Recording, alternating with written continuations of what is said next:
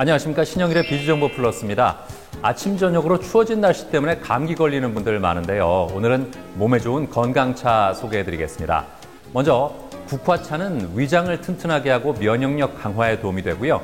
비타민C가 풍부한 감잎차는 감기 예방과 이뇨작용에 효과가 있습니다. 그리고 대추차는 호흡기 질환에 좋고 신경을 안정시키는 데 효과가 있다고 하니까요. 참고하시기 바랍니다. 그럼 오늘 순서 본격적으로 시작합니다.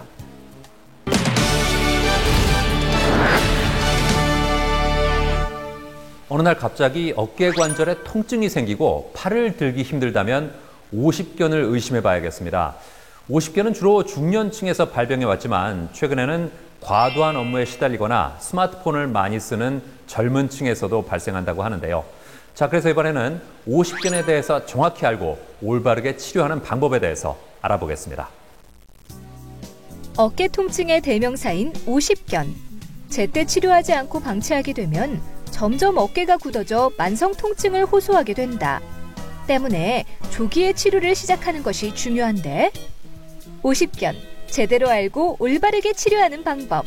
지금 비즈정보 플러스에서 공개한다. 어깨 통증 주범, 오십견 치료하기. 신체 관절 중 360도 회전이 가능하고 운동 범위가 넓은 관절 부위인 어깨. 덕분에 어깨 관절은 운동을 하거나 물건을 들 때, 그리고 음식을 먹을 때 등 일상생활 속에서 매우 중요한 역할을 하고 있다. 문제는 오십견과 같은 어깨 통증을 호소하는 사람들이 점점 늘어나고 있다는 것. 게다가 오십견을 방치할 경우 상태가 악화되고 적절한 치료 시기를 놓칠 수 있다는데, 어깨 통증을 일으키는 대표 질환인 오십견. 원인부터 치료 방법, 그리고 예방법까지 자세히 알아보았다. 오십견은 50대에 많이 발병한 데에서 붙여진 이름으로 특별한 원인 없이 심한 통증과 더불어 어깨 운동 범위를 제한합니다.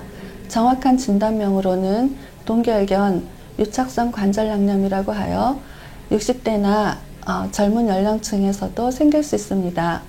어깨 관절은 불안정하게 매달려 있는 구조인데요. 회전근개라고 하는 4개의 근육의 힘줄이 어깨뼈와 팔뼈를 연결해서 관절 주머니를 이루기 때문에 어깨가 360도 회전이 가능하게 되는데요. 이 관절 주머니에 염증이 생기면 굳어서 유착되어 마음대로 어깨를 움직이지 못하게 되고 극심한 통증이 발생합니다.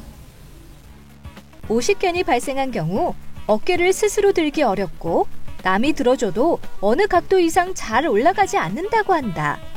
게다가 어깨에 심한 통증을 유발한다는데, 그렇다면 오십견이 발생하는 원인은 무엇일까?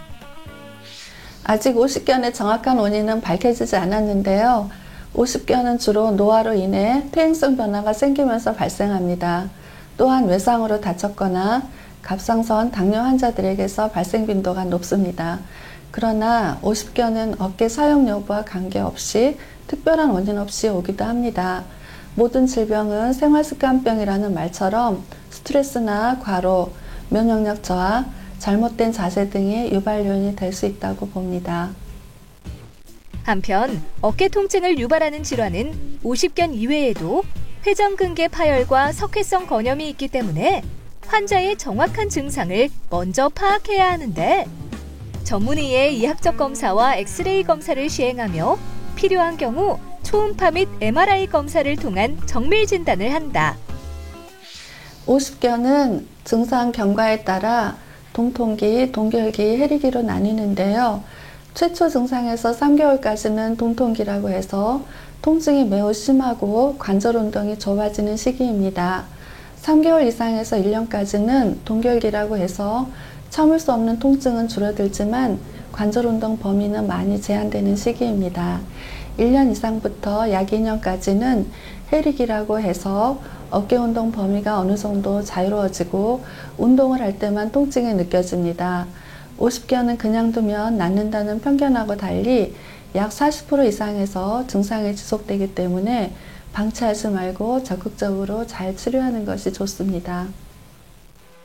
오십견 발병 초기에 치료를 시작한 경우라면 약물이나 주사, 도수, 물리치료로 개선할 수 있다는데, 그중 도수 치료는 도수의학적 지식이 풍부한 치료사가 손을 이용해 틀어진 근골격계 문제를 개선하는 방법으로 환자의 통증을 완화하고 기능 회복에 도움을 준다. 도수치료는 비수술적인 치료 접근법으로서 전문 치료사가 사람 몸의 근육을 직접 만져서 경직, 유착, 섬유화된 곳을 풀어주는 수기치료입니다. 통증에 대한 증상만을 완화시키는 치료법이 아닌 통증 및 증상 원인을 운동, 생리, 병리학적 관점에서 포괄적으로 접근하고 그에 맞는 개인 맞춤형 도수치료를 제공합니다. 뿐만 아니라 오십견 환자들에게는 적절한 운동요법도 필요한데 효과적인 어깨 스트레칭에는 굴곡 운동과 내전 운동, 그리고 내회전 및 극상근 운동이 있으며 동작마다 10초 동안 유지하고 10회 반복하는 것이 좋다고 한다. 운동을 할 때는 반드시 꼭 준비 운동을 하는 것이 필요하고 운동 후에는 온찜질로 어깨를 풀어주는 것이 좋습니다. 당뇨 환자들은 면역력이 떨어져서 관절염증이 올 수 있기 때문에 혈당 관리를 잘해야 합니다. 어깨를 많이 쓰는 직업을 가진 사람들은 자주 스트레칭을 해주고 자세를 바르게 하는 것이 중요합니다. 관절 건강은 바른 자세에서 시작한다는 것을 꼭 강조드리고 싶습니다. 어느 날 갑자기 어깨가 아프거나 어깨를 움직이기 힘들다면 어깨 질환의 대명사인 오십견을 의심해 볼 수 있는데 이제는 오십견 증상을 방치하지 말고 병원에 가서 정확한 진단을 받은 후 본인에게 맞는 치료를 하길 바란다.